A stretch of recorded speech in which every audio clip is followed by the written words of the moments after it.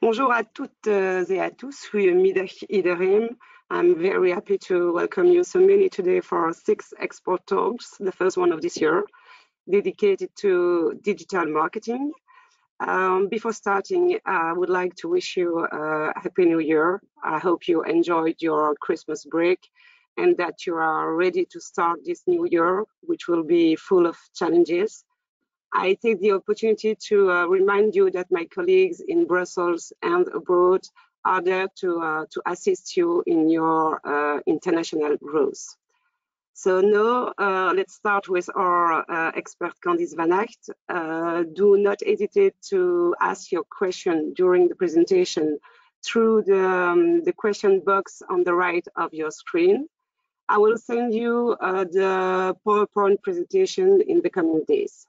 But before starting, I would like you to answer some questions, which will appear in your screen in a few seconds. So the first question is, who takes care of your digital marketing? International resources, external one, mix of internal and external resources, or no one. Can we wait later for the two other questions? Or yes. Do we have to ask them to pose them already now? Just asking. No, I suppose that we can wait for. All right, but it's okay if we already have the first one. That's really nice. Okay. I'll let you a few seconds. Okay.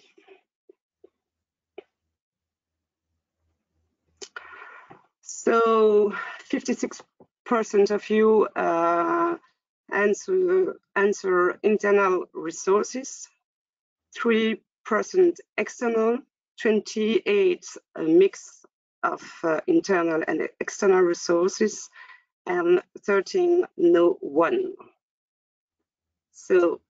All right, good to know. It already gives me an idea on how you're working for the moment, but that's nice. We are going to discuss how, if it's a good choice for you, how you can maybe adapt or whatever, but that's here good to know for me, and we are using this to help you go and do a better job with your digital strategy. Okay, Candice, I will give you the floor. Okay. Yeah, okay. So good morning, hello everyone. So I'm Candice. I'm going to introduce myself in a second. Just to be sure I'm okay, can I invite you to post me a little word in the chat to see for you if you are comfortable with it, and so I have access so we can interact, because I can't see you, I don't have your images, and so here I feel a bit alone, and so I would like to see that you are with me, so you can interact, you can ask me some questions, you can answer my questions I will have for you. I would like to check. So here I have the questions, and I would like to have the chat. Yeah, thank you. I see already. Oh, all right, because I see the message from Laurent, but I don't see any others. So I don't see the message from the people. All right. Okay, but no. I think we have a problem with the screen. Laurent? Do you see the chat for you? All right, so again, for the questions, if there are questions from the chat, I will ask you to tell me them, and for the other, I will see the question from the public, so that would be okay. But never mind, it will be okay. We are going to do this like this. So let me introduce myself quite quickly, so you have an idea of who you are, of who I am. Sorry, maybe you know me. I have no idea who is behind the screen, so. Don't hesitate to let me know afterwards. I would be very curious to know who was there. So I'm Candice Vanhacht. I'm today a freelance teacher, coach, consultant in digital marketing. I worked in agencies, digital agencies. I worked for several clients. I now work for my own. I also work with trainings agencies to give course and trainings for different society, etc. I'm also one of the coach of the Google Digital Atelier here in Brussels. I'm part of the BAM association also in Belgium, and I give you some of example of clients I worked with, and you see it's quite different. I have very serious clients like the European institution. I had also funny clients like Dolce Gusto of Evian, Volvo, etc. So I had the chance to check a lot of different type of sectors, different types of audiences, etc. And so I had the chance to play with a lot of formats, audience targets, channels, etc., which gives me a good idea of how you can use digital marketing to help you, to help your business and your objectives. So that's a bit about me. Before we go further, so just a quick reminder. So yes, I don't have your camera, so I feel a bit alone. So again, don't hesitate to ask questions, to bring experience, anecdotes, etc. I will try to figure out how to bring them to me. Of course, we ask you to keep your microphones off, because if I see you are more than 150, so that's quite a nice group. Thank you very much for being here. But for the microphones, it will be difficult. But again, you have the chat, you have the questions at your disposal. So use it, please. And of course, enjoy. It's my session, and so of course I will be the one speaking the most, but I really count on you to make that sessions also dynamic and interactive to the elements that we have at our disposal.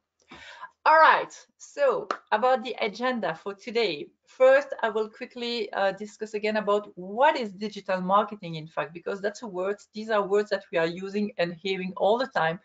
But concretely, what does it mean? What does it mean for you? How could it help you to make your business in Belgium or internationally? Of course, that's one of the points we are going to discuss. We are going to discuss, and you already answered the first questions that Florence sent you about, yes, now, how are you working now? Do you do your digital marketing internally, externally? And we are going to discuss that to see what's the best options, and you will see that there are no one answer, but we are going to check that together. I will propose you a short and smart checklist to or create your digital marketing strategy, or to challenge yours if you have already one, of course. And finally, we are going to discuss the trends and the topics that we recommend you to use and to try here for 2021. So that's the agenda. Now, again, if you have questions or if there are things that I'm not talking about today, don't hesitate to ask a question. I will try to see how I can introduce it in my presentation, or how I can help anyway. All right? So that's the point for today.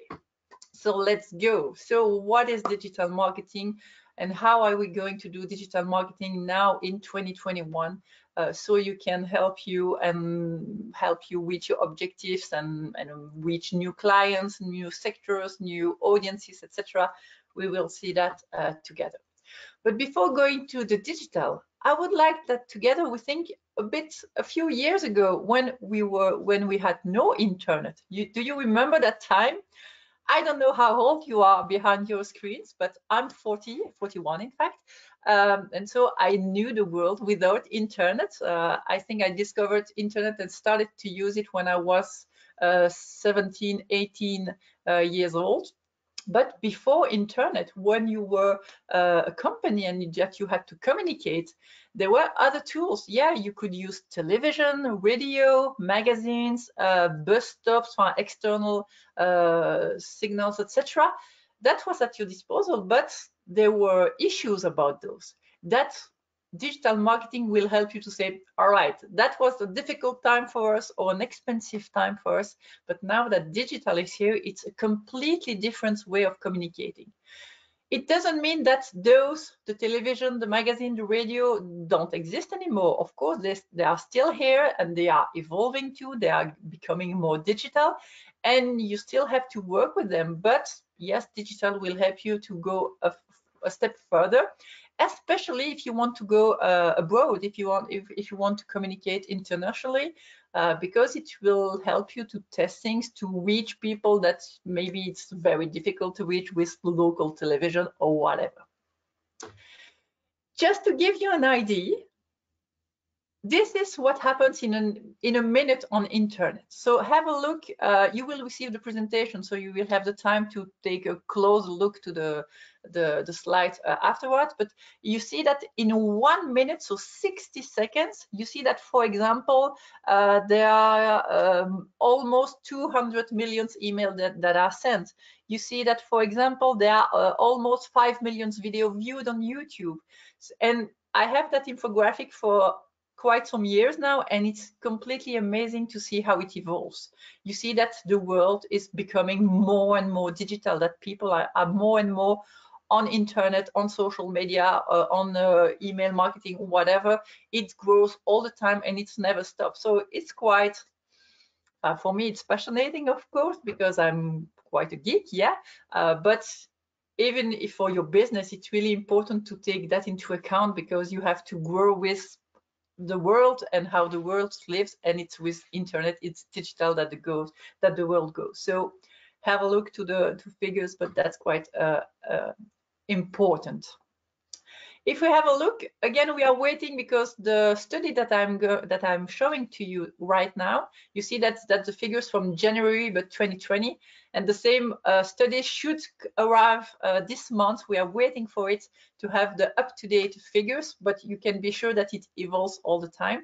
But you see that at that point it was almost 8 billion people on Earth, and that we had almost 60% who are internet users, and you have almost 50% who are active on social media. So again, it's not everybody, but it's a lot of people, and it's probably the people that you are trying to targeting for your business. If you want to grow, if you want to reach new people or your actual clients, they are probably already on internet. And yeah, how can you reach them? How can you communicate with them through digital? And we will see different channels that you can use. What is important is, as I said, it evolves all the time. Every year there are more people on Earth, there are more people on internet, on social media. And so again, that's why it's really important to take that into account. It's true that due or thanks to, it depends the point of view, but thanks to or due to the COVID-19, the digitalization of the world and the companies had a boom, because people were forced, companies were forced to go online to reach their clients, because they had, for some, no other choice anymore. So I'm really curious to see the figures and the update of the figures, because I think we are going to have quite an increase about the figures. And this is a closer look on social media, and you see that each year after year, you see that the growth is still there, and there are more and more people on social media. And that's normal, because, you know, again, I don't know how old you are, but you know that children, they have smartphone or access to internet sooner and sooner, and we are going to be the old people of tomorrow. So we are going to stay online and connected later, older and older. So yes, there will be more and more people connected online. And depending on who is your audience, are you targeting very young people? Are you targeting very old people, or middle-aged, whatever? But you see that all those people are more and more connected. And so it means it's an opportunity for you to reach them online. All right. Now, if we compare what was the life before internet, you remember I show you television, radio, magazine, etc. And now that digital is there, what are the strengths of digital? One thing, it's accessible, which means that today everybody, every company can have its own website, for example, and not always for a lot of money. Everybody can have a Facebook page or a Twitter account or a LinkedIn company page or whatever. So it's really accessible. If I compare with television, we agree that we always think that there are too much advertising on television, right? But there are no place for everybody. Now you see we are, I see 166 people connected here. If we want all of us be and have an advertiser on television, it won't be possible because there are not enough space for all of us. On digital, we can. So it means that we can all the participants here, we could have, and we probably have a website or social media presences, etc. So first, it's accessible. Everybody can have a spot. Very important. Second thing, it's quite affordable. You are not, of course, you can pay thousands of dollars of euros to do advertising or to have a great website or whatever, but you can also have all those tools for free or for a very small amount of money, and it's affordable. You can have a website, you can be present on social media, you can create your own email marketing communications, etc. Again, I don't know, I can't remember by heart how much cost a television campaign, but if you compare, yes, social media, digital is quite affordable. Third things, it's super precise. It could be because thanks to digital, you can target your audience. You can say, for example, because here today you are here with me because you want to talk about communicate and go abroad, going internationally.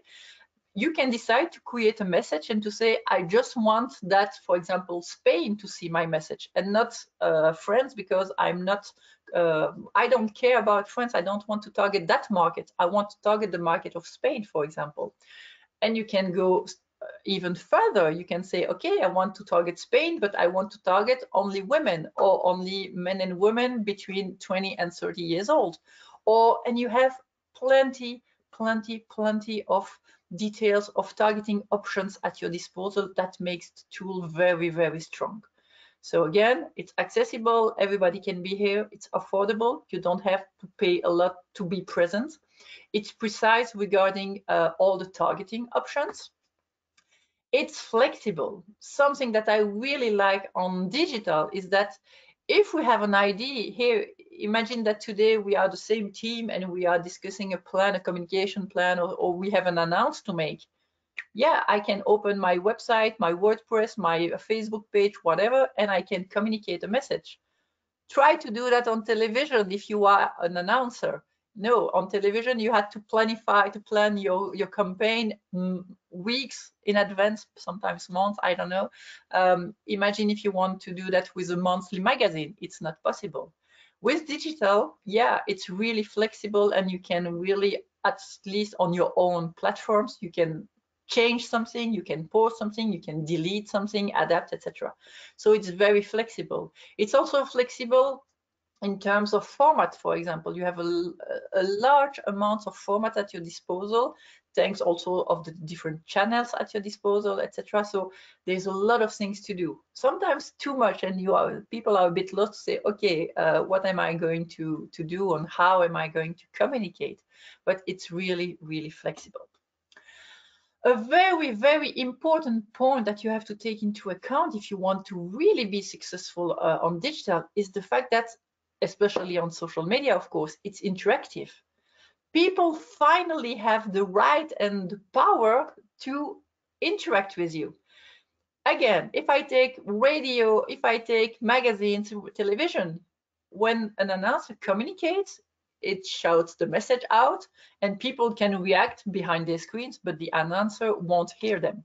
With social media or with the emails or whatever, the people have the possibility to answer you, which is super important because it means that you have to take that into account. It means that you have to listen to what people have to tell you, but also to engage with them, to go into the interactions, the engagement, the conversation, because it will also help you shine and reach more people and build a community around your topics, about your products, or your services, or whatever you are doing.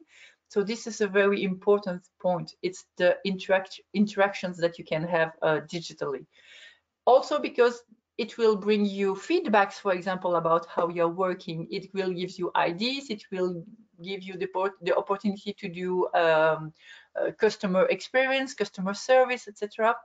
So again, if you go digital, you should really be ready to go into the conversation and to accept that.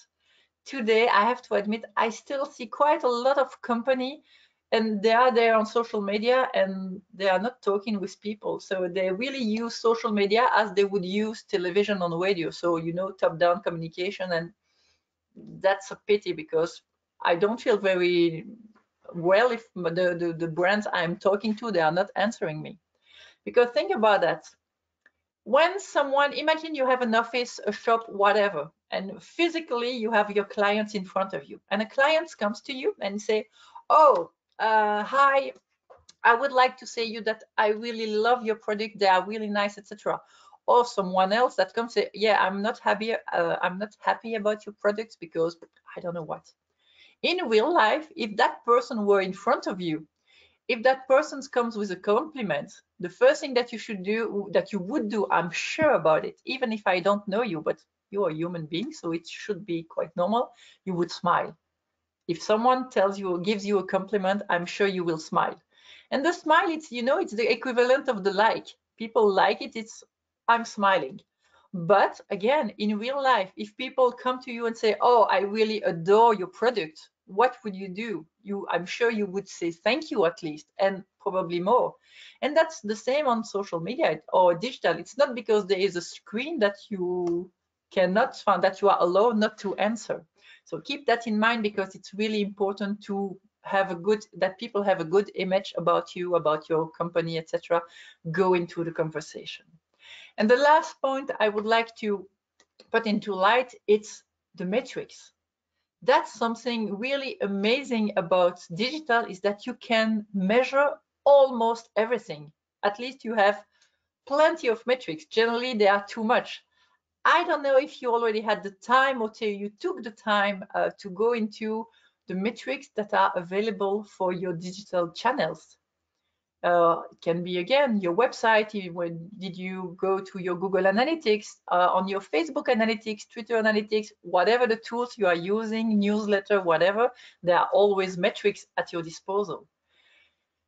Again, we are going to discuss metrics a bit later today, but go and use that, because it's really, really powerful and important for you. And you will see that you have a lot at your disposal. In fact, I invite you to have a look for every tool that you are using.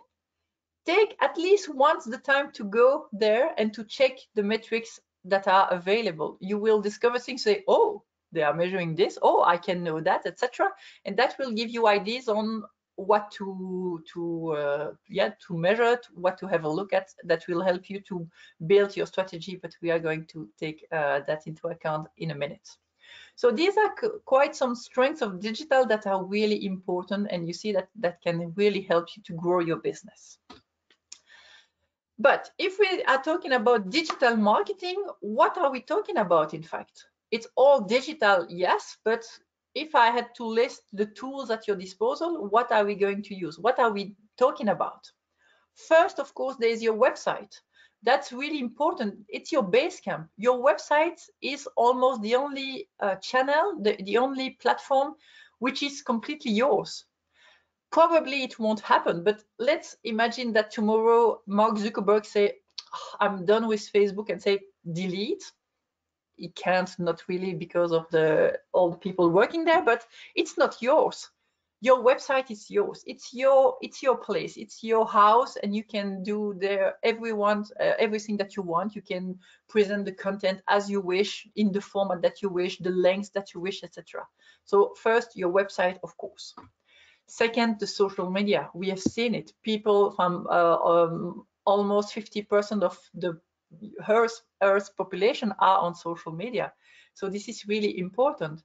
And also something which is important is that, yes, you might have a website, but it means that people has to come on your website. Social media, people they are there almost all day. No, I'm kidding, but I don't know how much time you spend on social media, but you know that we are spending, it can be Instagram, Facebook, LinkedIn, Twitter, whatever, we are there. And so when we are there and our favorite brands, our favorite companies are there too, we are happy to follow them there. So presence on social media is essential. Another thing which is really essential is search engines, what we call SEO, so the search engine optimization, which is related mostly to your website, but also to other platforms, because there are a lot of people who are looking for something, and so they use search engines, and so it means that you have to help them find you. And yes, by communicating, optimizing your website for SEO, that's really important. Another tool that you can use, it's mostly for local business. So if you want to go international, it's less relevant, but even international, if someone in Spain is looking for your brand, Google My Business, you know, it's a third of your screen when you are on the search, when you are on Google. That's very nice and free visibility. So it would be very silly not to use it. So that's also a point important for you. Fourth channels that you can use, platform that you can use is email marketing. I hear a lot of people telling, yeah, email is dead. I don't know about you, I don't know about your use, but email is not dead at all. It is still a very effective way to reach people on one by one, because it's directly in the inbox. You can also do targeting and very precise message depending on the different segment that you have done in your database. So yes, email marketing is still very important. Don't let it down. Try it, and that's an advice I can really give you for everything on digital. Try everything. Try to find what works for you, because here I'm trying to share with you some tools, some tips and tricks, etc. But not everything is working for everybody. See it as a toolbox and say, oh yeah, I will try this for my company. Oh, that's interesting, I will try. And maybe it will work. I hope so for you. And sometimes say, yeah, my audience, my targets, they are not really interested in, let's say, Twitter, for example. Okay, so we don't go on Twitter. So try things. So email marketing, very important. Another channels or another tactic that people are sometimes forgetting is first the personal branding for yourself. I don't know who you are there behind your screen. Are you the CEO? Are you the responsible for the marketing? Are you an employee? Whatever. Are you an entrepreneur? Whatever, whoever you are, you can do personal branding. And personal branding is using you, yourself, your account, your LinkedIn profile, your Facebook, your Twitter profile, etc., to communicate about yourself, but of course here a bit related to your company, of course. And the other part is what we call employee advocacy. It means that you are going to try to invite your employees, your colleagues, to do personal branding for them. And so they can also talk about your company and your project or your service. Why is it important? It's because mostly people prefer to have news and to have connections with real people, real human being, than a company.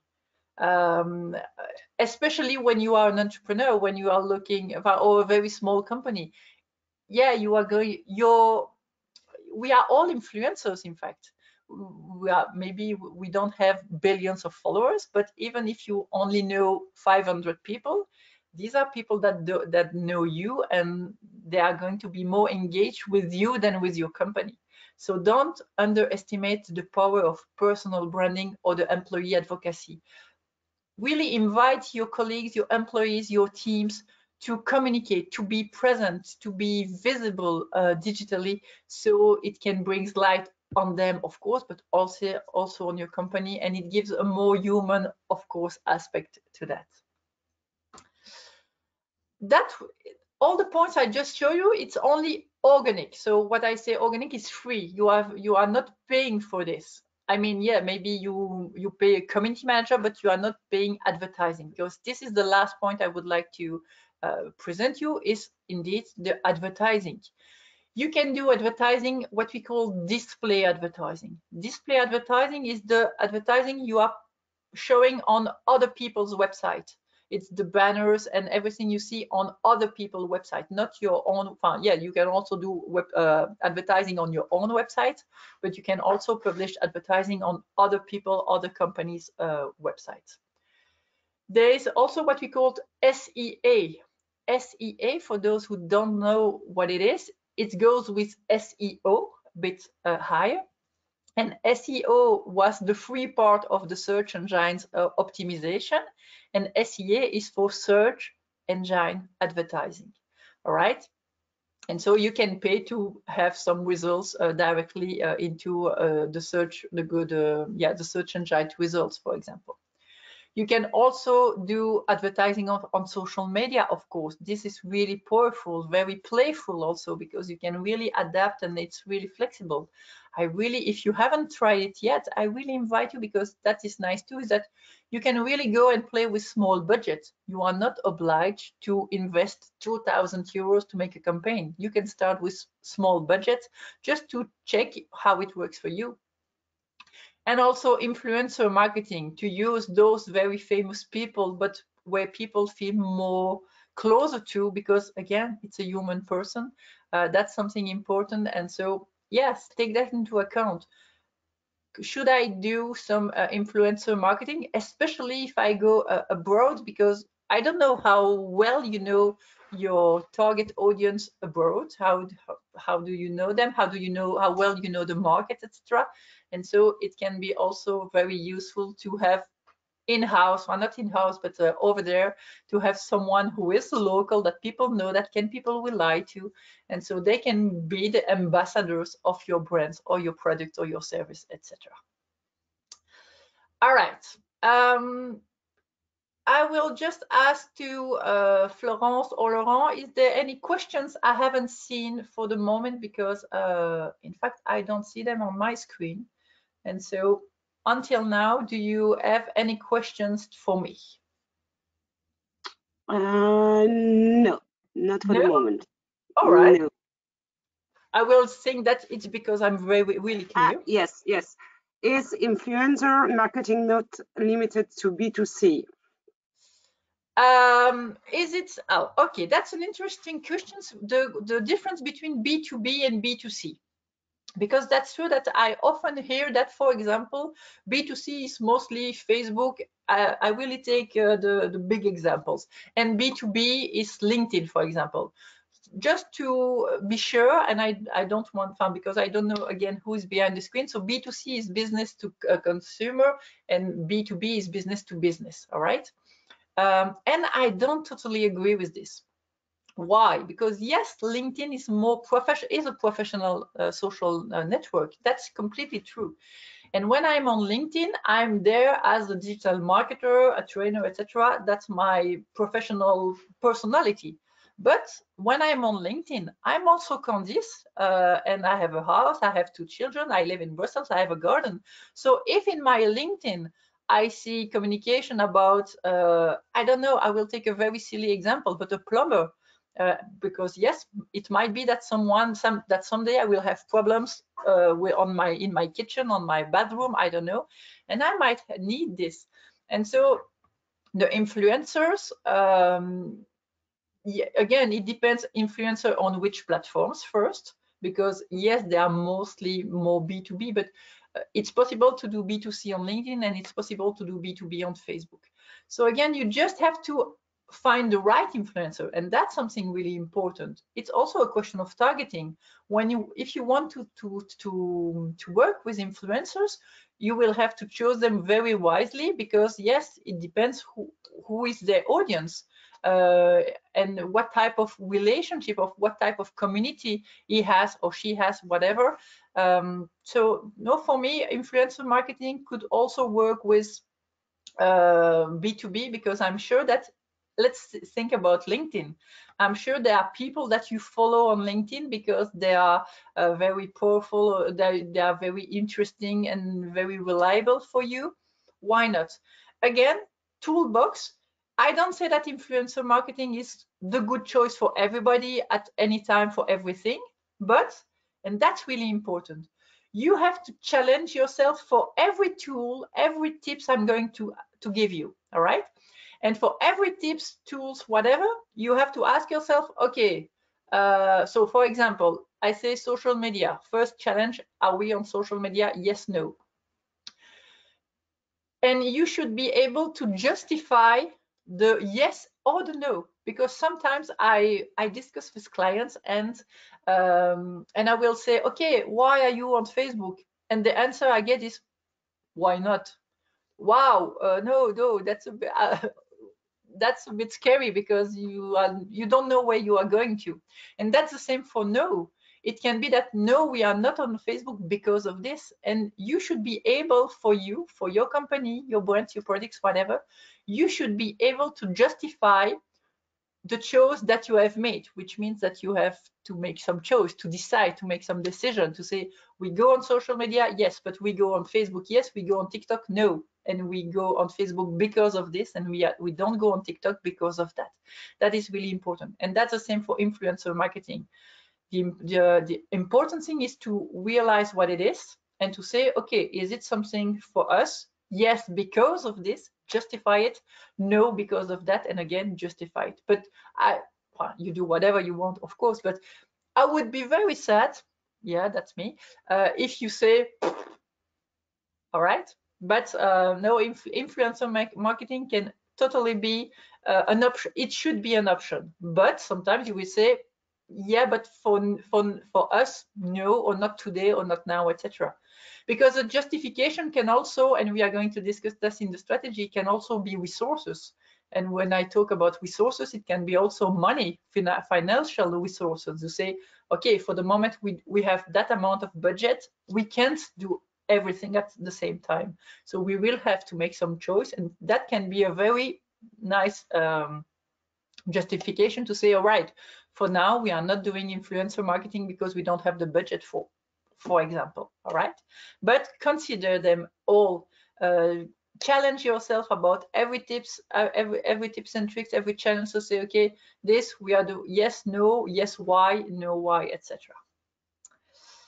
All right, so you already answered that question. So if I remember well, so Florence, can you give me the figures back? Because if I remember, I note 56% were doing it internally, and for the rest, I can't remember by heart.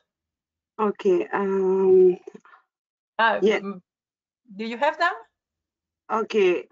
It's 55% internal resources. Yeah. 2% external one. 28 mix. Okay. And 15 no one. All right. Okay. So that's Exchange. interesting. So indeed, there's a question that comes very often to say, okay, how do we have to work? Does it have to be internal? Does it have to be external? What is the best? And I already apologize about my answer, because the answer is that it depends. Yeah, thank you, Candice, very helpful. Yeah, but I will try to explain why, and to give you some tips and tricks to allow you to decide better, to say, okay, what we can do. But here, about half are doing it internally, only 2% externally, completely externally, and 28 mix. And for the moment, 15 has no digital strategy. But that's interesting. So I hope that I will convince you to do some, because yes, I really believe that digital can help you to reach people already in Belgium, but especially abroad. If you want to target people that are no close to you, that can really help you. All right, so some points that you have to take into account to know if you are going to do it internally or externally is, of course, the human resource that you have or that you don't have. And when I talk about human resource, I think about the number of people, of course, and the amount of time that they can dedicate to that. For example, do you have one person full-time 5 days a week, or you have, for example, one person but 1 day a week, etc. Because of course that will have an impact on what you are going to do, what you might do, etc. A second thing is the skills resource. All right, I have one person dedicated to that, but what are their skills? And when I talk about skills, I'm talking about copywriting, digital, graphical design, it can be analytics, it can be a lot of things, video, whatever.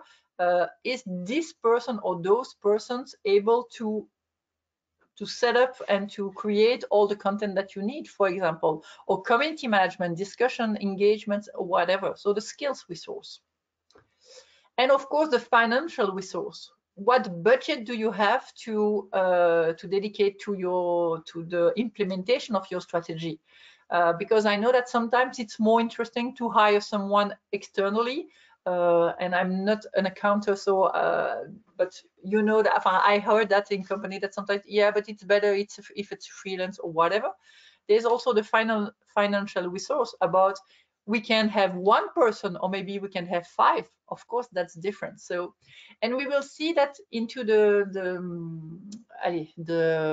strategy that we are going to discuss. You will see that some points you are going to discuss later, etc., because some points will have impact on other, and that's normal. Because sometimes, for example, you will say, okay, I have only one person, which means I can only do that. But maybe you will say that, yeah, but if you want to reach our objectives, we really need to do more, which means we need more persons. And so if you can prove the added value and what you are going to earn more on that, yeah, maybe you can convince the boss or yourself, if you are the one, to say, okay, I have to invest in a second person on my digital strategy, digital marketing, because if we want to implement all objectives, that's what we are going to do. So these are some elements that you have to take into account. You can also compare. Sometimes it's say, okay, when they are internal, of course, they better know the house, and an external, by definition, they won't.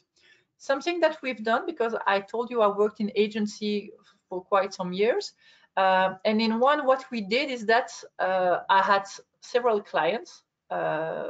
So yeah, it depends on the moment, but at least once a month, I went to the company and worked for a day within the company, with the people, in the building, in the atmosphere, etc. That allowed me to feel the company, to see what's happening and how people, what was the atmosphere, etc. And that really made a difference.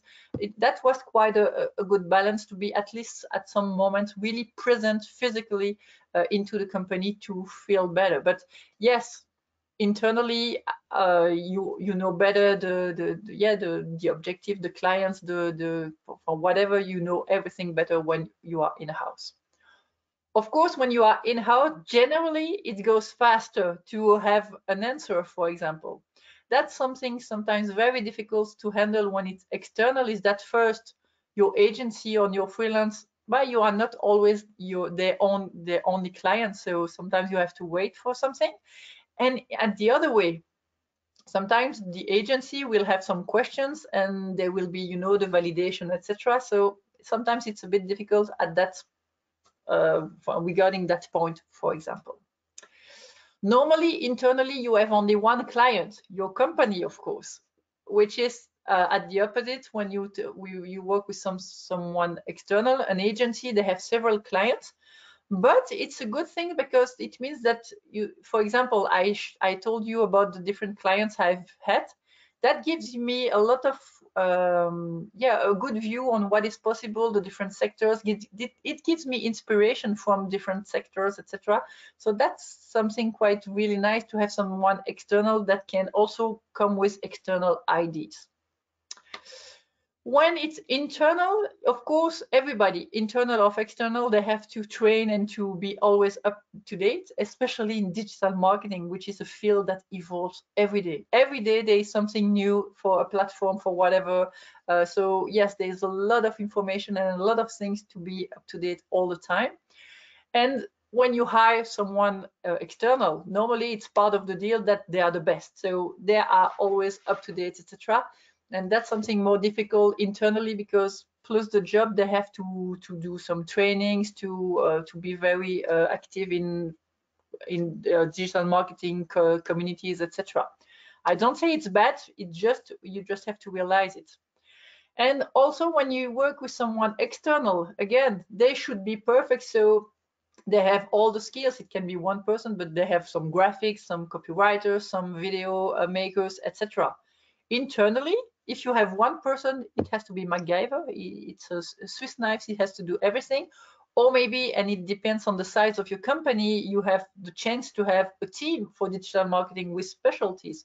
But again, it really depends on the size of your company, your resource, etc. So you see, there are good points in having it internally. There's a lot a good thing also to have it external. And yes, it's nice to have the balance to be able to do something yourself, because if you want something to go very quick, you are able to do it. But it's also very nice to have indeed that external feedback, that external inspiration, etc. So here, so I see almost 30% of you are working with a mix, and I think it's nice. But again, I don't say that's the solution. You have to find the best solution for yourself. That is really important. But so you maybe have a better idea on what is possible. And of course, that will depend on your strategy. That will depend on the amount of content that you want to produce. That will depend on the type of content that you want to produce, the market. If you want to go abroad, etc., maybe you will have to find someone on the market that knows very well the market, etc. You have, again, to challenge yourself for everything. Really, really important. All right, so let's talk now about that strategy. All right. Here, can I ask Florence to send the second poll, please? So we will ask you a second questions about your strategy. So okay. Do you see my screen or not? Yes, we see your screen, yeah. Okay. We see the poll. Good. Yeah. Okay. All right. So I don't see it, but it's okay. So let me know where are you in terms of your digital marketing strategy? Are you really very comfortable? Are you a bit but not very sure about it, or you don't have it at all? So let me know. Wait a second, people are answering.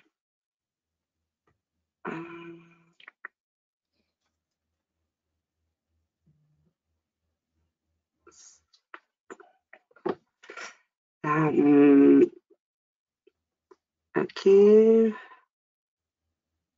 Still 10 seconds to answer. I'm really curious to know about what you are doing.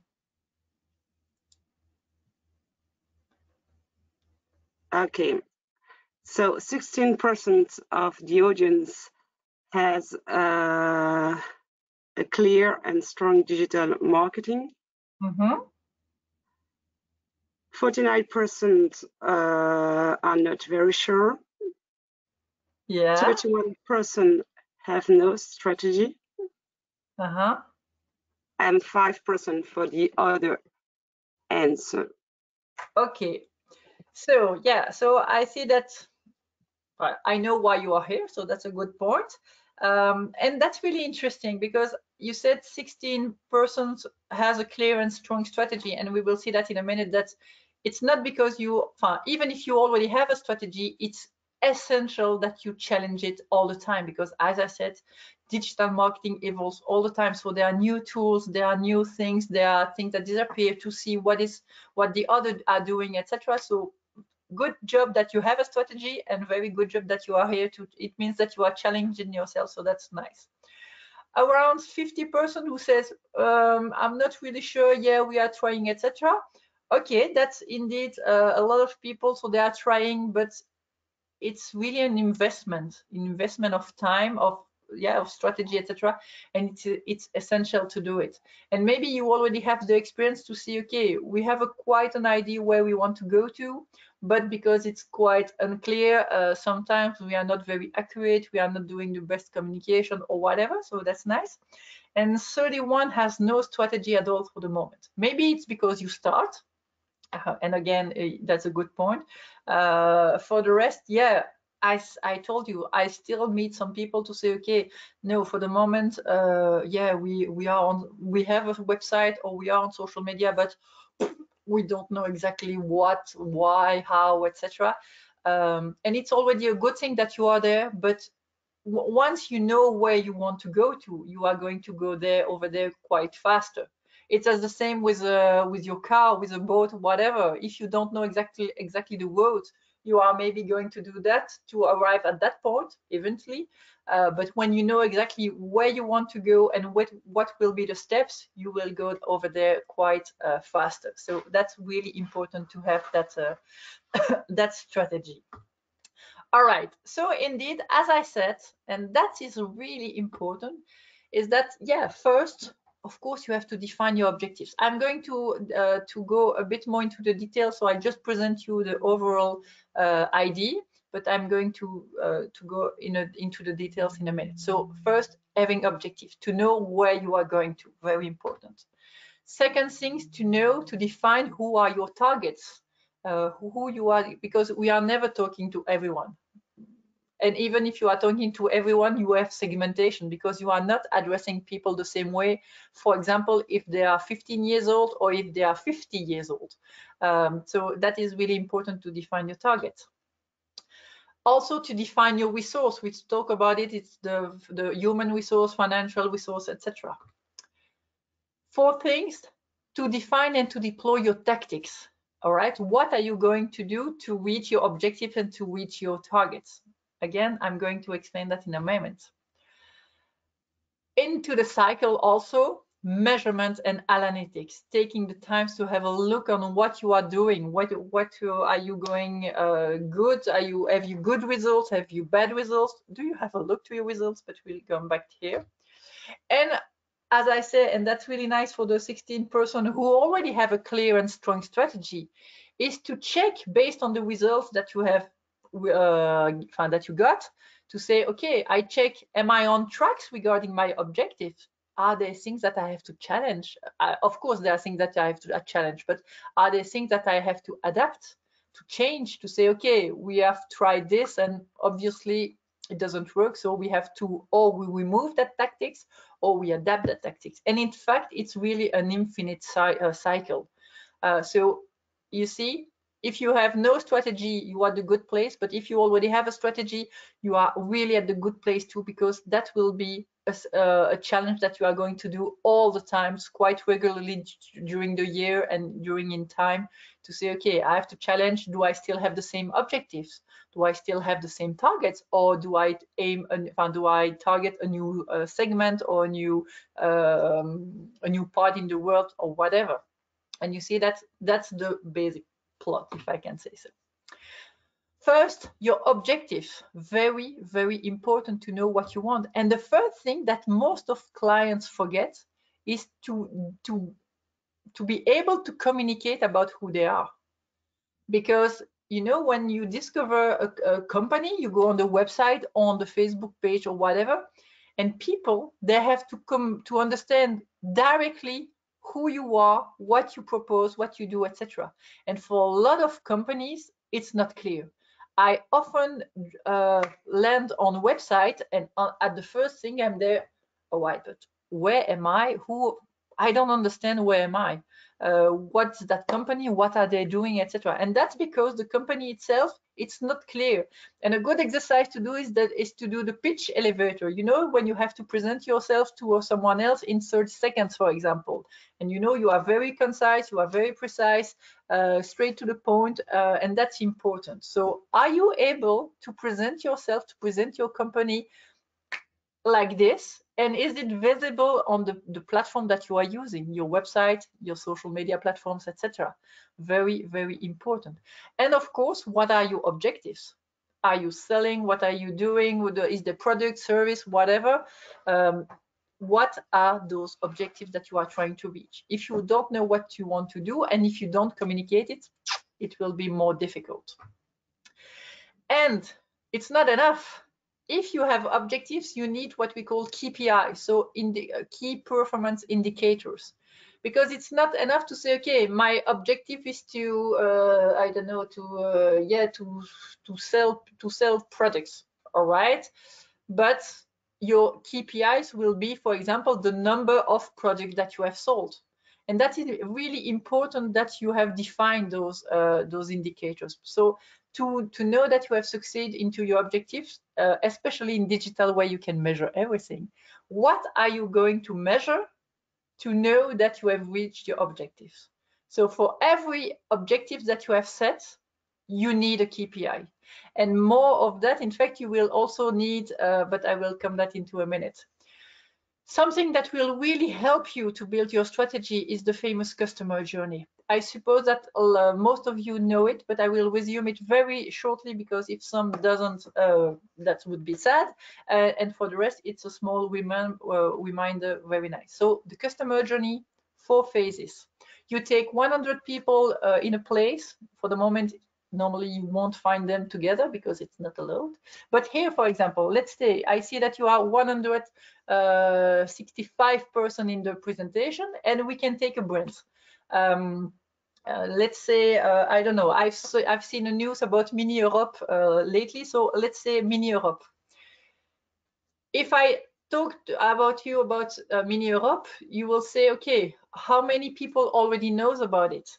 And so the first phase is the sensibilization. I have to make people know that I exist, to say, hey, I tap on your shoulders and to say, hey, I'm Mini Europe, do you know me or not?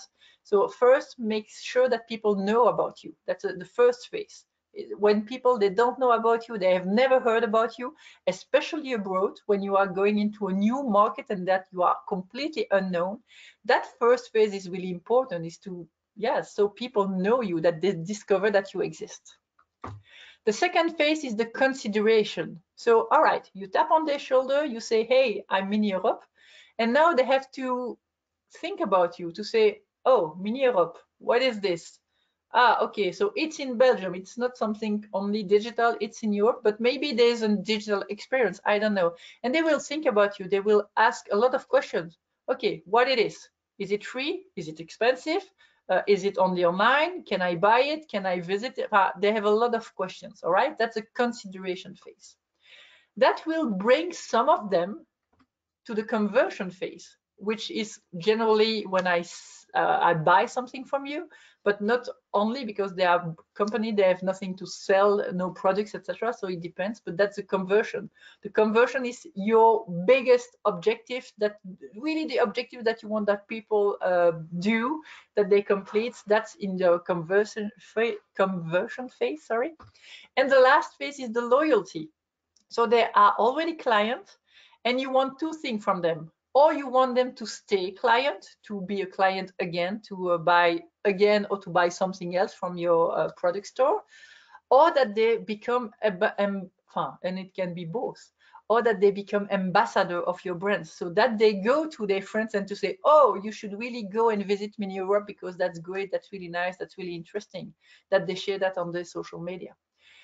And so think about your objective in those all those phases, and you should define objectives from all of them. And what you can use is, you see, I've used a very simple Excel file to say, okay, you see that there are 4 colors with the 4 different customer journey phases. And so I put some objective, I put some silly examples, but think about your business and to say, okay, what will be my objectives regarding every phases? Sometimes you will have a doubt between, is it consideration or conversation? It's not really important. The important thing is that you have thought about the customer journey from the moment they don't know about you and the moment they are ambassadors. So don't worry if you are not very sure about the color, not important, but important the entire customer journey. So for every phase, put the objective. I just also remember to put a KPI. So the objective alone is not enough. You will set a KPI on it to say, okay, what am I going to measure to know that I've reached my objective? So for example, if I want to, you see in loyalty, one of my objectives is to turn fans into ambassadors. For example, I'm going to measure the number of shares or the number of mentions that I have digitally, the number of people talk about me. That is something measurable that I will be able to have a look at. And small remember for those who doesn't know that is the SMART goals. That will help you to indeed have SMART goals, and that because sometimes people say, yeah, I want to be happy. all right, that's a nice goal, but is it really a smart goal? How are you going to measure that? That may be something else that you will have to deploy before that. And something important for that is, for example, you see in the specific, use action words. So if I go back here in the objective, you've seen that I always used an action word for my objective. Very important. And so you have your objective, you have your KPI, but you also have to put a target for your KPI to say, okay, I want to for example, measure the number of new followers. That's already nice. You know what you want to measure, but what is the number that you want to achieve? Is that 100 new followers a week, a month, a year? I have no idea, but put yourself a target that will help you to reach it or to go over it, etc. Very nice. So these are for the objective. Now for the targets, and that's where it's going to be important, because here we are talking more internationally. So generally a market that you don't know very much about, because it's not your market, you are going to try to go over there. And so that's important that you really know your market, that you really know your target, because again, you are not, we are different cultures, we are different people, we have different reality. And you know that the message should really be adapted for me wherever I am in the world, and so that will be a very, very important stuff for you if you want to go internationally, is to really know your market. And therefore you have tools at your disposal like statistics, whatever, but there are all the study market that you can do with other company to have survey, to have people all in those markets that can tell you about them, etc. So try to know the more things about the people that you want to target. And a nice exercise you can do, and you should already do it if you are communicating in Belgium only, but it's the persona exercise, to have defined a persona for every segmentation that you have. So what is a persona? Is that instead of telling, okay, here I'm creating content for the people between 20 and 30, women living in Brussels, who has children, whatever, in fact, you are going to give that person a name. You are going to create a fictional person that will represent that segmentation. And so you will need one persona from every segmentation. Because after that, and I assure you, the first time I heard about it, I was, yeah, strange. And for a client, we had the chance that they already had the persona. And so, for example, one of my persona was Marie, and Marie was, I can't remember by heart, but let's say 35 years old. And I had all those things that you see on the screen that were filled in. And it helped me because after that, instead of telling, oh, I'm creating content for women between 20, blah, blah, blah, blah, blah, blah, I was thinking, oh, now I'm writing content for Marie. And it was easy. And also we recommend you to put a picture. Try to find a picture of someone that, yeah, that person is my persona. And so you really, you do whatever you want, of course, but honestly, it's super helpful to have that, especially if you want to go outside. I see a question. So yes, you are going to receive the slide. So don't worry. Oh, yeah, and I always see the answer. So yes, you are going to receive the slide. Don't worry about that. So try to do that exercise to create persona, especially for the segmentation that you don't know very well. Try to talk with them as much as possible so it's really clear, because again, if I ask you, let's say we should do an exercise to say, okay, I will split the group in 3 categories. And some people are going to write content for the Asiatic market, another one for North America, and another one for Sweden, for example. Normally, you shouldn't create the content the same way, because you are addressing 3 types of category of persons, 3 different types of categories. And that's really important to understand, that you should never address the same message to everybody. And that exercise of persona will really help you to do that. All right. Define the resource. We've talked about it a bit higher with okay, what are my financial resource? What are my human resource? And what are my skills resource?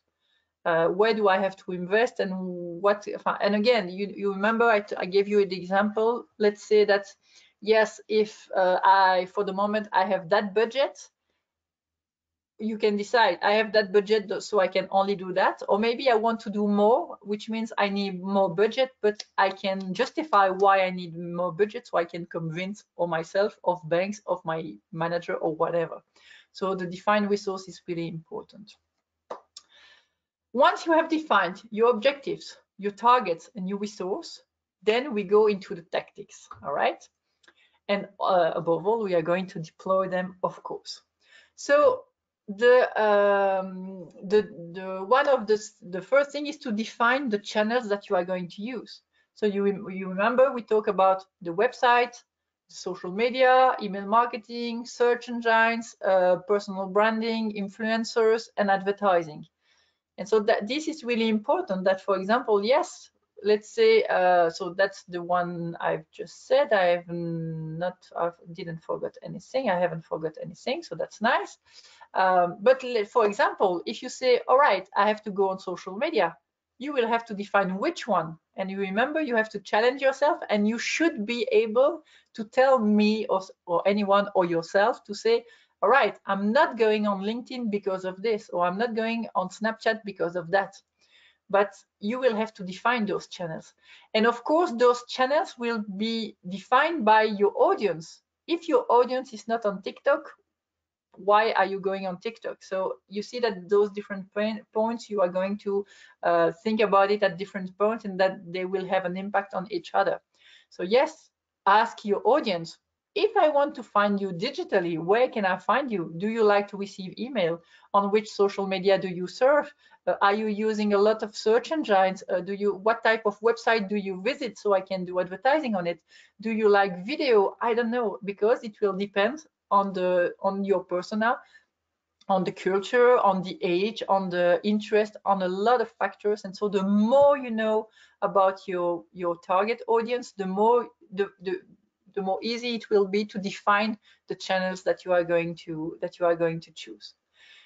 So of course, when you have a look to those figures, you see it's true that a lot of people are on Facebook, because Facebook is still today the platform where you can reach the most people, and that offers the largest offer of type of formats, because you have the page, the profile, the groups, and the different types of formats. There are a lot of things that you can do. And honestly, I still hear a lot of people saying, yeah, Facebook is dead. Yeah, when I see the figures, for the moment, Facebook is okay. But is Facebook a platform used by your audience? That's something important, because generally we think about ourselves to say, oh yes, I am on Facebook, so it's okay. But is your audience as you? So know your audience, ask your audience. Maybe Facebook, for them, they don't care about it, and they have another one, because here you see there are also some as Asian platform here. So again, know your audience, and that is really important. Where are they? If you are if you start communicating on a platform where they are not, that's time, it's money lost, it's time lost, it's a lot of very bad decisions. So know your audience, so you will be able to decide on which platform you can do. Think also about other things, like, yeah, maybe podcast can be a very nice idea for you, because, and we are going to discuss that into the trends. Yes, for example, all what is vocal is very popular. All video is still popular year after year, and more popular. So video marketing, video strategy is something that you should definitely consider and probably go into it. If you don't go into it, you should have a really strong answer to convince me, because yeah, consuming video is really powerful, and short video, etc. That's why TikTok is really growing for the moment, or Twitch, and all those platforms for video, but we are going to discuss that a bit later. Once you have your channels, what are you going to tell your people, your audience, etc.? What are you going to discuss with them?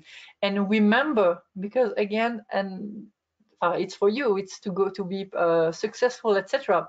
There is a huge difference between what you want to say and what people want to hear, what they are interested in. And there's the little crossover between those two steps that are important, because if you are not matching your audience, you know what? And think about yourself when you are on social media, on Google, on whatever. Think about what we do. We swipe or we scroll, whatever the device we are using. But we only stop unless there is something interesting for us, because there are so much content. There are too much content, in fact. And so we can't read everything. We can't have a look to everything. So what we do is that we scroll, and once our attention is grabbed by an interesting topic, we read it. So that's why it's really important to have a look to what's interested for people. And so a question, especially for social media, is to think about why are people using social media, and think about yourself. Of course, you will think about your audience, especially if there are different cultures, etc. But why, mostly why people are on social media. I don't have access to the chat, so normally I should ask you over there. But so I will give the answers. But most of things, we go on social media to stay connected with our friends, to have news about our friends or the companies that we like. I want to have news about the best brands that I follow, for example. We go also on social media because we don't want to get bored. We want to be entertained. So we want entertaining content, for example. We want to learn things. We want to be a better person. We want to express our opinion. So we want space and place and people to exchange with about opinion. Some people, it's because they want to express themselves. I don't find my word. With the art, for example, because they draw, they sing, or they are doing whatever, and they want to express themselves with some creation. It's also to network, whatever. But no one came on social media to tell, I want advertising, all right?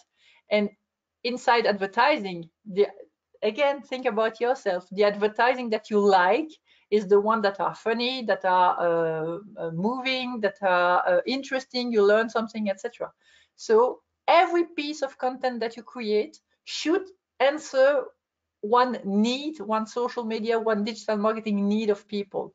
Again, email, think about your email. We receive, when I ask people, generally say, okay, how many emails, sorry, do you receive each day? And sometimes you say, yeah, 10, 50, 100, and the average answer is too much. We receive too much content by email. But so it means that we select. And how do we select? We have a look to the email that we have received, and some attract our attention because they answer a need we have. So think about that. There are the things you want to say, but there are the things people are interested in, and your content should always answer that need, because if not, they are going to scroll to delete or whatever. All right. And exactly that's what I just say. So why people come on social media, for example, stay in touch, meet new people, be entertained, be informed, share opinion, be seen. It's also something important for some people. Or do business also. It can be, it depends on the platform, but even on Facebook, there are business making with people that you know, and also with people that you don't know. So that will bring you to, and again, I showed you a very simple Excel sheet so that you can work very easily. There are a lot of tools at your disposal, but that will help you to build your strategy based on the first column, the customer journey. In which phase of the customer journey am I? Because I'm not addressing the same people if they have never heard about me or if they are already regular clients. What is my objective? What is my KPI regarding that objective? What is the target, regarding that KPI? What is the figures that I want to achieve? And what will be my content? You can also complete that document with adding, for example, the different platforms to say, okay, for social media, I'm going to do that. For email marketing, I'm going to do that. These are things that you can totally do that will help you to go over. And so play with it and challenge it. Again, I just show you a very basic one so you see that you can do and adapt it as much as you want. I see people with a lot more of columns, some with only the 3, because that they focus on the most important thing. That will really depend. About that content, I would like to come here again, because that's important to say. All right, again, there's a difference between what you want to say and what people want to hear. And so keep in mind that every content should answer a need. And what you can do is not only advertising. There are enough advertising. Normally, there are a rule that say that for every very advertising commercial message, there should be at least 3 or 4 messages that are not commercial. It will be linked to your business all the time, but it will not be direct call to action to say buy me, shop, etc. Other type of content. And so what I invite you to think about for your business is to say, okay, can you define different type of content, of themes related to your business that are not only business advertising? I'll give you an example. I used to work for Dolce Gusto coffee, which was a bit funny because I never drink coffee, but that was a nice client and we had a lot of fun together. And of course, there were messages to say we have new taste, we have new machines, and we have promotions. That's one theme. It's really the commercial.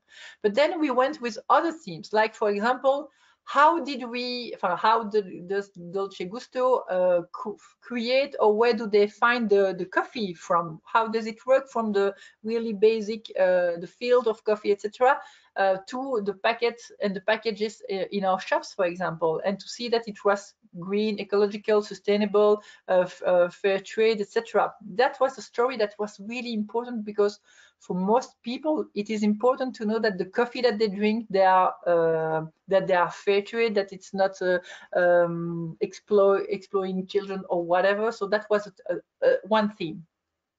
Another theme, very silly, but that worked very well, was, for example, every week I posted a funny, an original cup.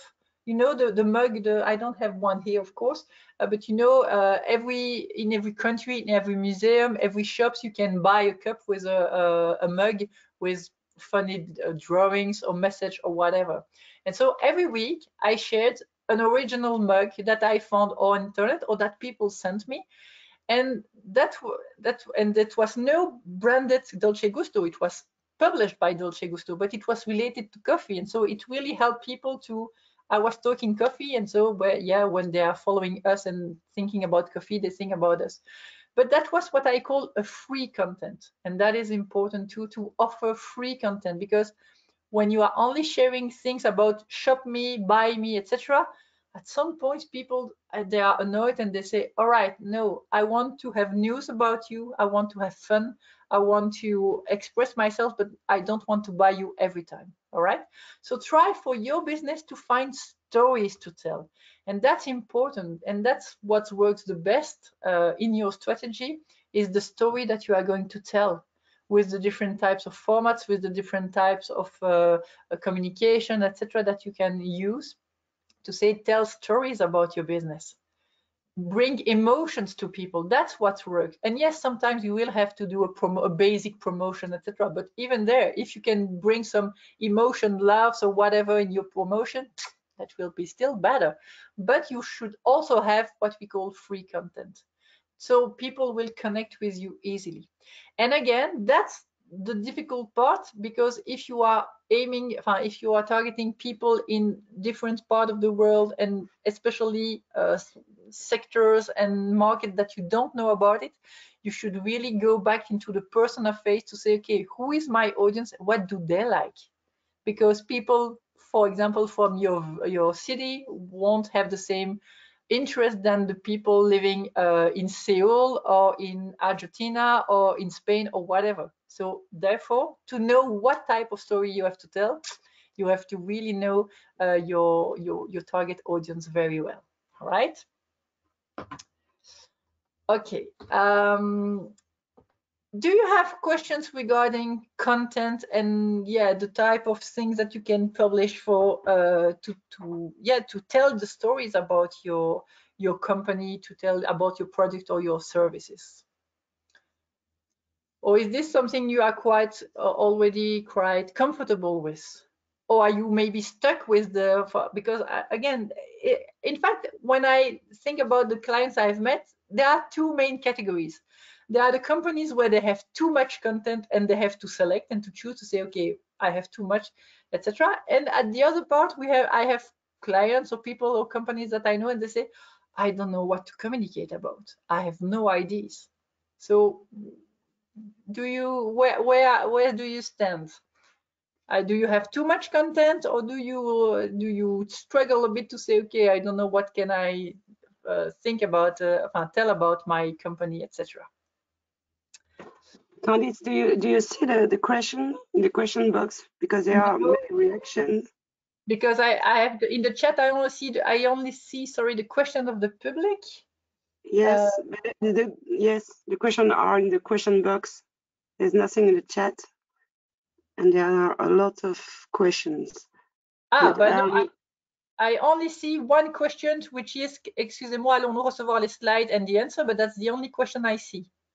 Oh, okay. So, I have many questions here, but well, tell me. I have content, but I don't always understand what to put on Facebook, Twitter, or LinkedIn, for instance. So that's an interesting one. Thank you. Because there's different thing that you can do, which is the question is that, am I going to share the same content on every platform, or should I have specific content for every platform? Huge debate. I think that something important is that when you are creating a content, you should create a content for one specific platform. So for example, you decide, I create my content for Twitter. Let's say I take an example. And if you want to post that same content on other platform, again, you should at least challenge yourself to say, okay, can I publish it as such? Or should I adapt it? Because, for example, yes, Twitter is, now it's 280 characters. And on other platform, you can be longer, but should you be longer? Not always important. That, for example, a lot of things that I see and I don't find it really nice. I'm sorry, I don't find my word. Is that, for example, it's a content created for Instagram that is automatically posted on Facebook. And you see that because, for example, you see it was meant for Instagram, and so they are the mention of people on Instagram, and on Facebook it doesn't work. That's the same for hashtags, for example. There are platforms such as, yes, indeed, Instagram and Twitter, where hashtags are very popular and used. Hashtags exist on every platform, but there are platforms where they are less used, and so it is less relevant to use hashtags, for example. So at least, even if you want to publish the same content, the same ID, the same topic on every platform, you should challenge you. And I know it takes a bit of time, and sometimes you say, no, I just want to copy paste, but I think bad idea. So challenge yourself to say, okay, is it okay to post exactly the same content? I give you an example. Sometimes when I want to publish something about myself, my trainings, etc., I will post the same picture on the different platform, but the message will be slightly different because, for example, on LinkedIn, it's a professional social media platform. And so, yes, I will dedicate my content to a more professional audience. And on Instagram or on Facebook, I will be more light and more funny because it's another way of consuming. Again, I might follow the same brand on Instagram, TikTok, LinkedIn, etc. But when I follow a brand on TikTok and when I follow a brand on LinkedIn, I expect from that brand to bring me different content because I'm not the same. It's quite, yeah, I'm schizophrenic, but we are all.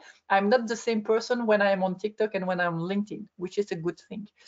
So yes, challenge yourself. And also, yes, there are content that are only meant to be on LinkedIn and content that are only meant to be on TikTok, for example. So again, challenge yourself to say, okay, no, by default, your content shouldn't be everywhere. Sometimes it could, and it's really nice to have content that is only available on one platform, because that will also invite people to follow you on your different platform, on your different social media presence. Because if you post exactly the same content all the time everywhere, what's the point following you on Instagram, Twitter, LinkedIn, etc. So try to adapt, try to challenge. And yes, sometimes you will have content all the time. Sometimes it will be when it's really, you know, related to the development, etc. It can be only LinkedIn, and it's okay. And sometimes it's a very snapshot. But you know, now there are stories on Instagram, Twitter, LinkedIn, Facebook, Snapchat, of course. And so now on LinkedIn, even for pages, you can come and bring some really light content, because it will disappear after 24 hours. So for example, yeah, let's try some contents, but no, by default, not every content on every platform. Challenge, you should be able to justify the content. All right. And also, that's something, if I ask you to publish the same topics, about the same topics on 2 different platforms, normally, if you do the exercise, when you have the time, etc., the 2 contents should be slightly different. It's not the same audience, it's not the same context, it's not the same purpose normally. But again, sometimes it is, and it's perfectly okay. I hope it answers your questions. And Florence, do you have other questions in the chat? Yes, there are a lot of questions. Do you have a matrix available where you can show where one communication type can be used for different personas and channels? Sorry, again? Do you have a matrix available where you can show where one communication type can be used for different personas and channels? No, because as I showed you, in fact, I always work here. I showed you an Excel file, but I work with Google Docs because they're online, shareable, etc. And I always work with really basic Excel or Google Sheets documents where I can build it myself. And that's what I share with my client, is that we build their own, because again, we don't have the same platform, we don't have the same channels, we don't have some companies, they only have 2 persona. There are other companies where they have several one, and I play with the filters, etc. But I don't have a tool as such. I really build it for myself because for me it's easier. So that's really something that you have to. It depends also of the size of your company.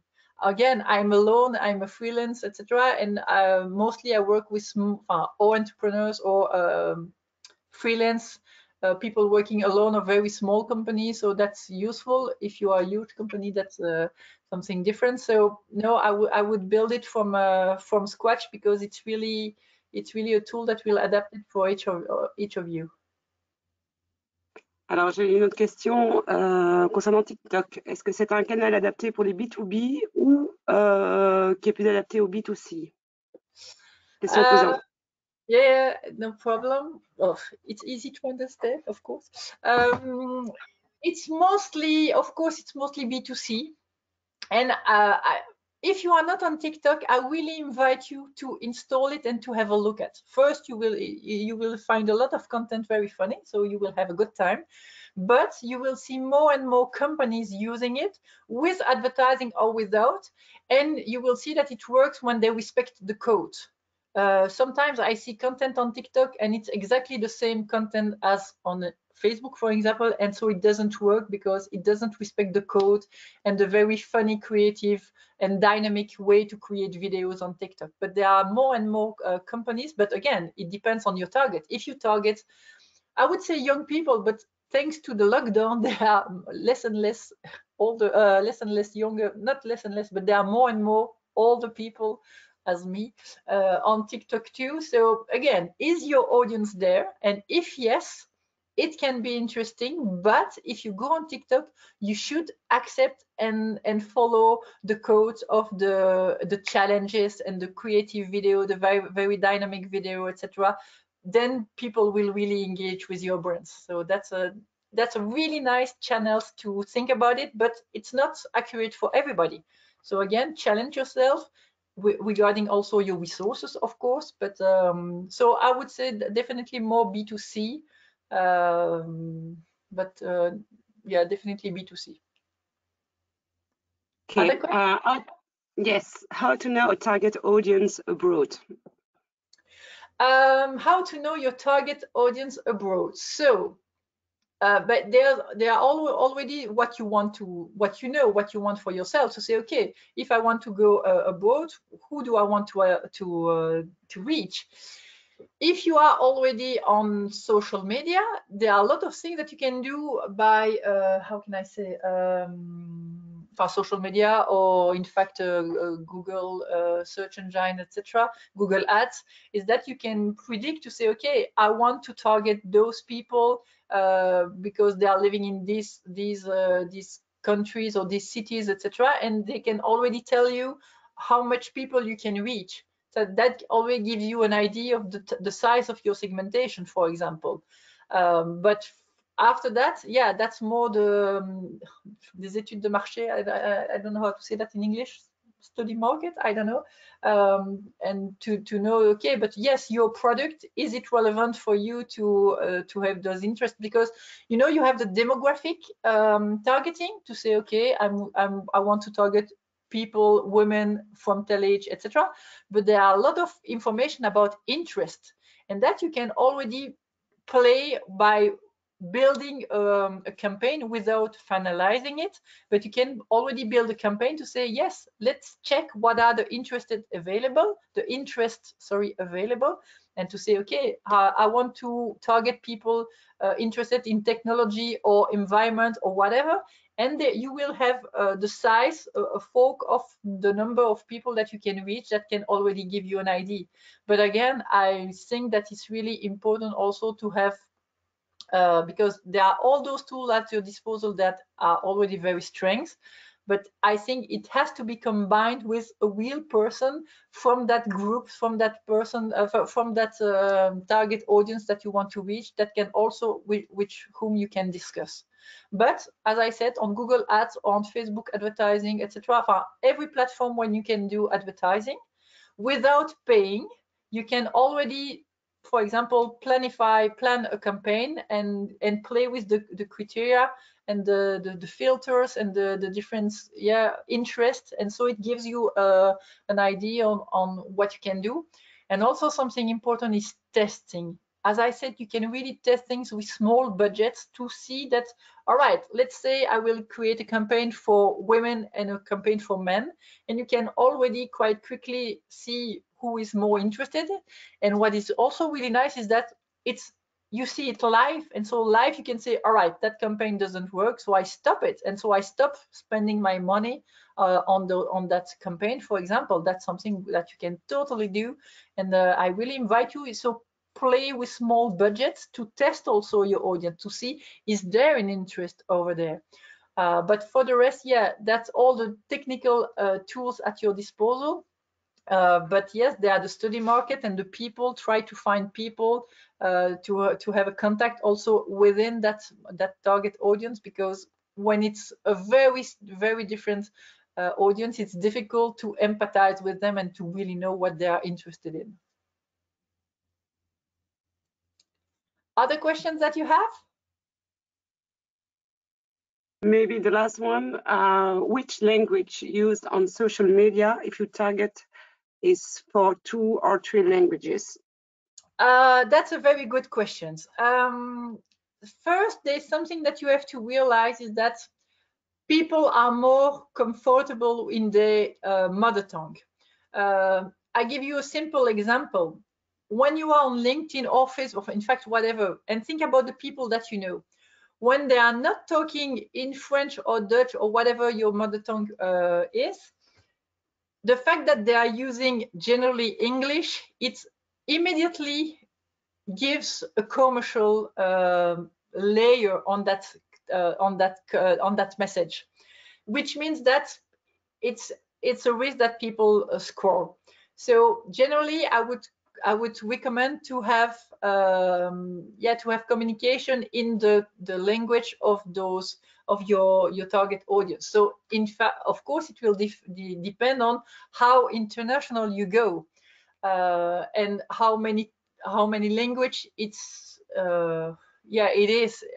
If we are talking about French, English, Spanish, and you have 3 big segmentation, I think you will have more impact in Spanish or in English or in French with people, because for people it will be more easier for them to engage with you, to create that community. But again, I know it's not always easy in terms of resource. Do we have someone who speaks very well, not very well, perfectly Spanish, English, and French and Dutch, for example? Because that's something that people are going to be very rude with you, is that every time there is a mistake, they see it. When I worked in agency, so in Belgium, we always worked in teams of 2. There were always a native French and a native Dutch speaker. And so there were one person responsible for the content. And for example, I of course did the content in French, and I already prepared it in Dutch, but my colleague was there to adapt, correct, etc. Because it's not always, it shouldn't be a translation, it should be an adaptation. And that's not the same, because sometimes the message will be different because that's a different culture. So I would say it's better to really have the language of the people that you are targeting, but I know it's not always possible. It's also depending on the, for example, on your website, is it everything in English, for example? But and again, to test, to know that yes, there are. Let's take Belgium. It's already a huge difference when you have companies communicate only in English and companies that communicate in French and Dutch. They have better results generally. Again, it depends on the sector. If it's really technology, yes, the common language in that field, in that sector, is English, and so it's known. So that's not a problem. I know that yes, in digital marketing we speak a lot of English and we use a lot of English words in digital marketing, so that's quite common. But there are sectors where it's really important to take the mother tongue of people, and it helps them to connect with you. And about personal branding, I would say that yes, you will have more results if you speak into your mother tongue, because people will know that it's more you. When I'm talking in English on my LinkedIn or whatever, it sounds more commercial and it sounds more distant, and I have less results than when I speak in French, because in French I'm really myself. I'm very comfortable, except if you are very, very fluent and perfectly fluent and bilingual, etc. So again, it really depends on the number of language that you are targeting, because also people can understand that you are not going to translate your content in 15 language, for example. But if you can if you can allow you to have specific language, I think you have better results in terms of engagement. Okay. I will just finish my presentation, and if we have time, we can go further for the last questions. All right? Yeah? Perfect. All right. So we arrive at the last part, which is metrics. And in fact, can you, Florence, share the last poll that you have for me, please?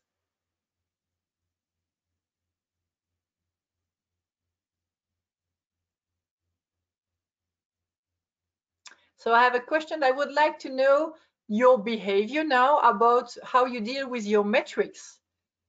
Is this something that you are looking at already? Is that something that you hate or whatever? So let me know. I'm very curious about the analytics. How do you do with analytics for now?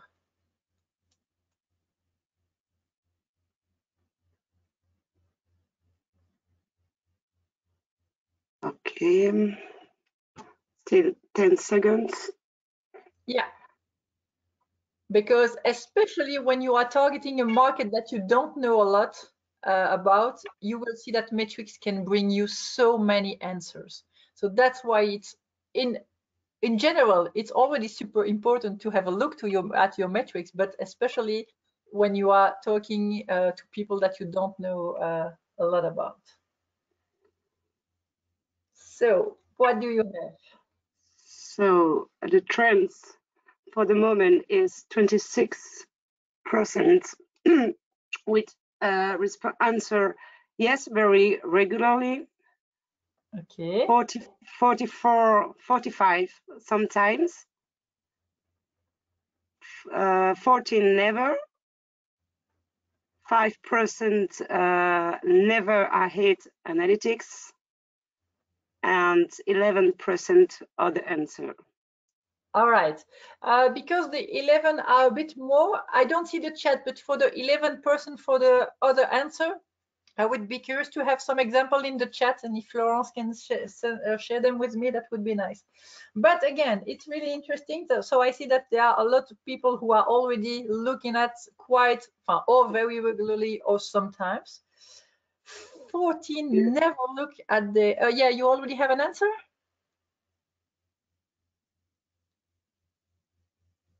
No. So why is it important? Because as I said, yeah, as I said, you have access to a lot of analytics. Think about your website. I hope that if you have a website, you at least install a Google Analytics or such a platform that will give you insight about who are your visitors, what are they doing on your website, where they come from, etc. Because that are really valuable information that will help you to know if you are doing a good job, and if it's going to help you to take decision for the future, to say, all right, we have created that campaign, what are the results, was it good, and so we can congratulate ourselves and we can do it again, or was it not good, and if it was not good, why? Because it really not interested people and so we are never going to do it again, or because maybe we made it not the best way and we simply have to adapt it. But analytics, I understand, because of course analytics come at the end of the process, and so most of the time, most of the reason that people don't go into analytics is that, yeah, one is I hate it. I understand, I was one of you at some point. And the second answer is because I don't have time. And I understand it, because most of people are really always on the work, but it's really essential that you take the time to do it all yourself, or to ask someone to do it, and to have some report, a summary of the reporting, because that will really help you to do a better job afterwards. Have a look again. That's a recommendation that I really give you, and you do what you want, of course, but for every platform, so your website, social media, your newsletter tool, your advertising, etc., have a look to the analytics, and at least once, have a look to all the data that you can get, and with a pen tell, oh, that's an interesting one for me, etc., and this one, yeah, okay, but I don't care. And based on that, you will learn about my audience, for example. For example, I'm targeting those people, but I noticed that I also have people from another segmentation. Is it good? Is it not good? Maybe it will give you inspiration about, oh, there is a market that I hadn't thought about it, but they seem interested in. Maybe I should develop my products and my skills, whatever, for that market too. You will see where people come from. For example, from your website, do people come from search engines, from social media, etc.? What do they do on your website, for example? Which pages are really interesting? Which page they are never going to that page? And again, they never go to that page because the page is really not, the content is really not interesting, or because they never find the page? Sometimes it's like that, but only analytics can tell you that. So super, super important. And when I say regularly, it depends on the times, and you can also implement automatic reports. So you just receive it and you just have to read it. That's already something nice. But take the time to see where you are. Are you still in the good direction? Are you still putting all your effort in the right decisions? Or maybe you say, okay, that's not interesting and I will invest my time somewhere else. And especially if you are working, again, as I say, with international markets, etc., those figures, these are proofs, these are things you can really rely on to take decision afterwards on the things. Because again, so yes, take the time to have a look to those metrics. do they match with your objectives and especially with your KPIs? Are you on track, or maybe you are far behind, or maybe you are far in front of whatever? But are you on track with your objectives? And yes, what can you learn from them? Is there something that you can do to say, okay, because what will be important is to give context to the figures. A figures itself, it says nothing. If I tell you that, for example, 20% from your traffic comes from social media, I can't say like this if it's a good number, a good result, or a bad result. I have no idea because I don't know how much content you invest on social media, how much money you invest on social media advertising, etc. So 20% can be a very good result, but can also be a very bad result. And so only you will know, because you know your strategy, you know what you have done, you know what you have invested. But take the time to have a look to your analytics, because that will give you a lot of information about, for example, let's say that you have a web shop. You know, of course, how many products you sold, but the analytics will tell you how many people visit the page but never paid, never bought. Why? Is it too expensive? Is it not enough interesting? I don't know. There are a lot of things, but only analytics can give you those insights to let you think about it, and so you are able to take decision and to adapt things. Because based on that, you will be able to define the actions that you can take, or the things that you are going to stop, to quit, or the new things that you are going to implement, or the thing that you are going to go on with, etc. Only analytics. Never trust the I think that yeah, or I think that no. Yeah, intuitions not always reliable. Analytics, they are. And of course, it's not always the right figures, but the trends are real, and the trends are reliable. So again, at least have a look for at least once. And if it's difficult for you, try to have automatic report that you received automatically in your mailbox, and that you just have to read. Maybe that's something that you can hire someone external once to say, okay, I understand nothing in Excel, analytics, etc. I need someone to build me some automatic reports, and so after that, that person can leave, and you have those reports, etc. Why not? But this is really helpful, and I know that a lot of people. I hated analytics when I didn't know what it meant. Now, once you have seen how it can help you, you will adore them, more or less.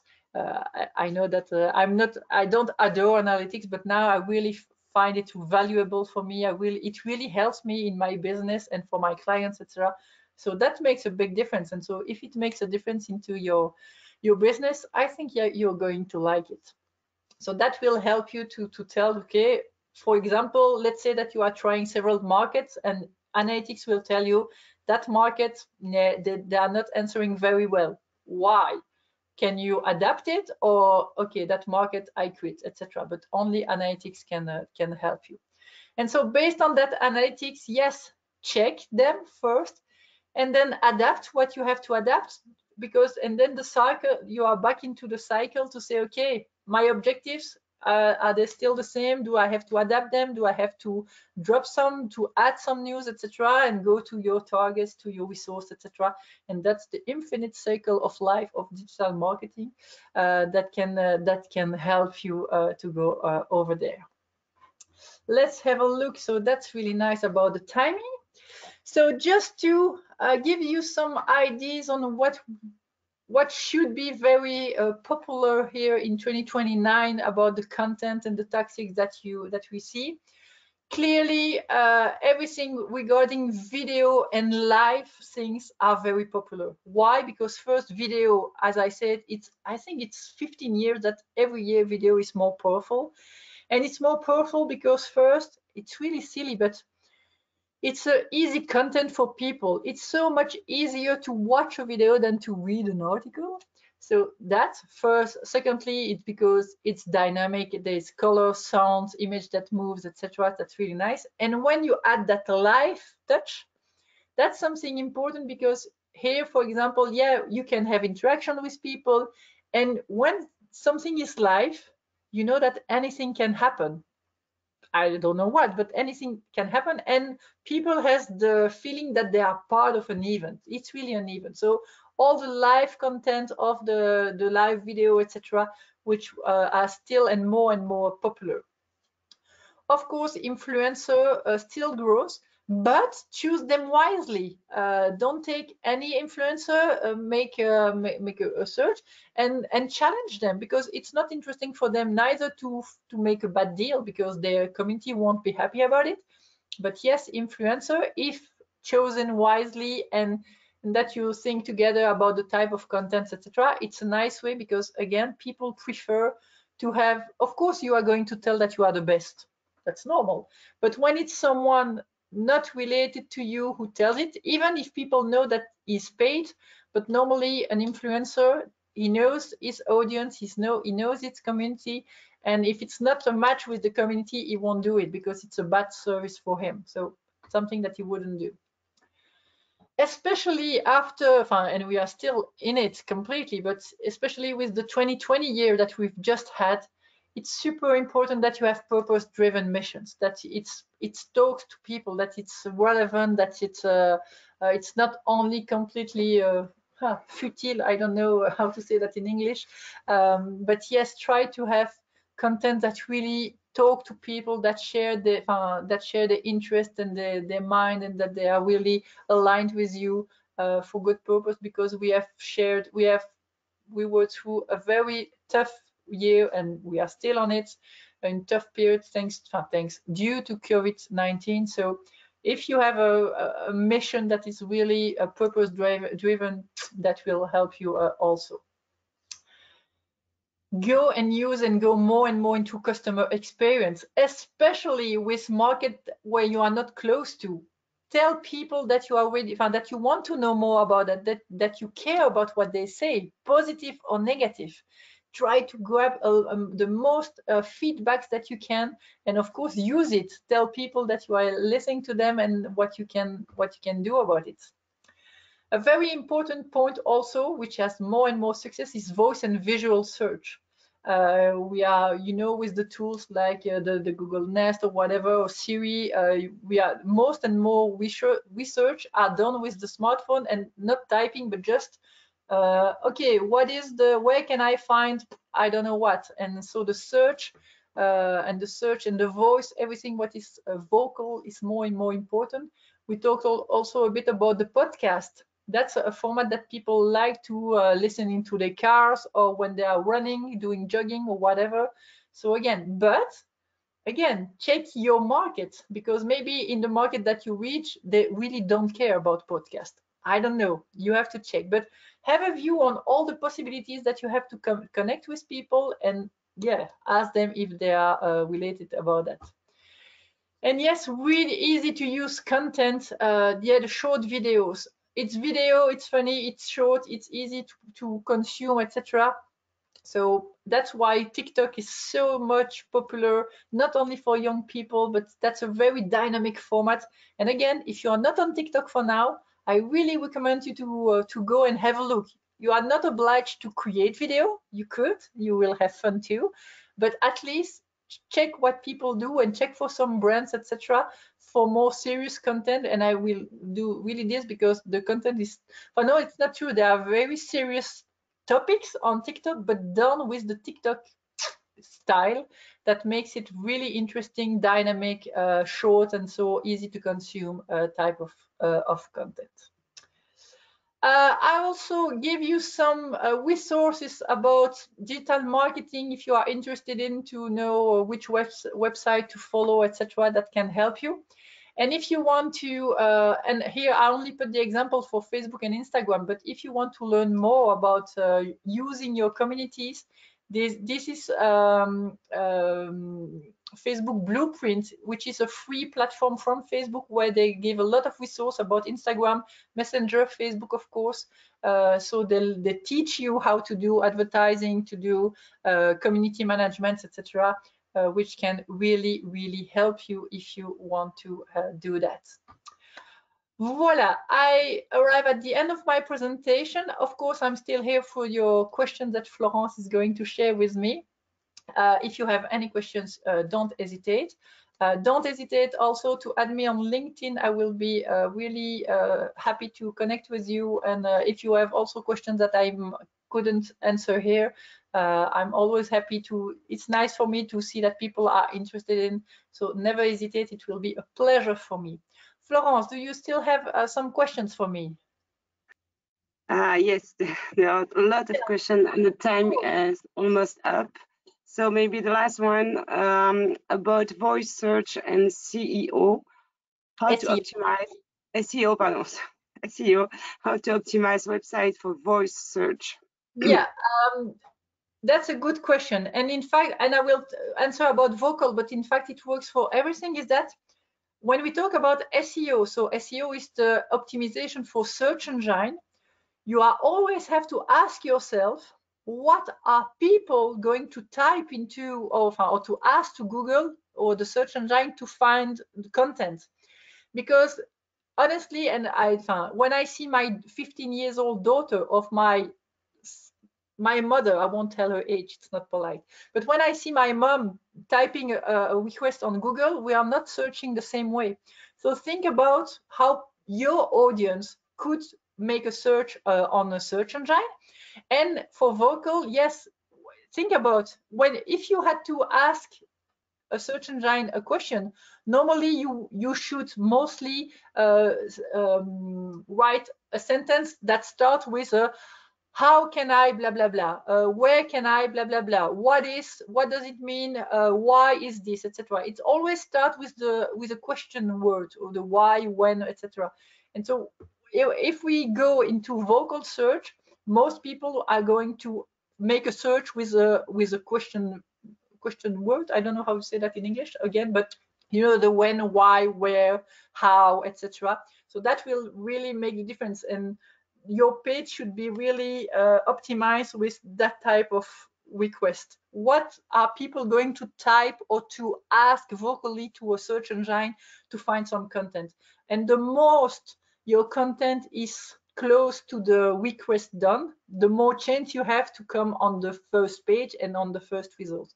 So for vocal search especially, yeah, do the why or how can I do that, or where can I find this, or whatever. All right. Other questions that you have? Okay, a last one. Okay.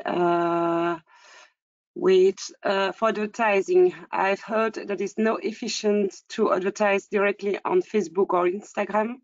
It is apparently better to go through Google to advertise on Facebook and Instagram. Could you advise? All right, no, because I'm quite surprised on this, because these are different tools. So normally you choose it. It's better to choose the platform itself where you want to advertise from. So because you are not going to target the same thing. If you want to have results targeting advertising on Facebook and Instagram, you have to use it. And if you want to use Google Ads, you will be able to do advertising on Google itself, on Google Display, Google YouTube, etc. These are two different type of way of advertising. But again, it really depends on the sector, the clients, etc. And there are people for whom social media advertising is very strong and powerful, and there are people, there are sectors and companies where the search engine, the fact that people are looking for content themselves, they are looking content on Google, for example, is really strong. So again, you have to check for yourself what is your audience doing, or what are the people interested in your content, where are they, what social, what not social media, but what digital tools do they use, and test. That's really something important, testing. And some things will go very well, that's nice, and you go on, and sometimes you will say, all right, we test it and not for us, and that's okay too. At least you know, and you if I challenge you to say, have you tried this, you can say, yes, we did. All right. Okay, so we are going to stop here again. Thank you very much for your presence. It was very nice to have such a big group here. If you have other questions, don't hesitate to come and ask me on LinkedIn. If you exaggerate, I will tell you. But sometimes it happens, not very often. But it will really be a pleasure for me to help you more after the presentation. Okay, thank you, Candice, for this very interesting presentation. Thank you for your attention. So I will send the PowerPoint presentation in the coming days. And don't forget, next week on the same place at the same time, we will talk about how to prospect new markets with Christine Destex, International Trade and Legal Manager. Great. See you on next week, pardon, and bye-bye. Bye-bye. Have a nice afternoon, and thank you very much. Bye-bye.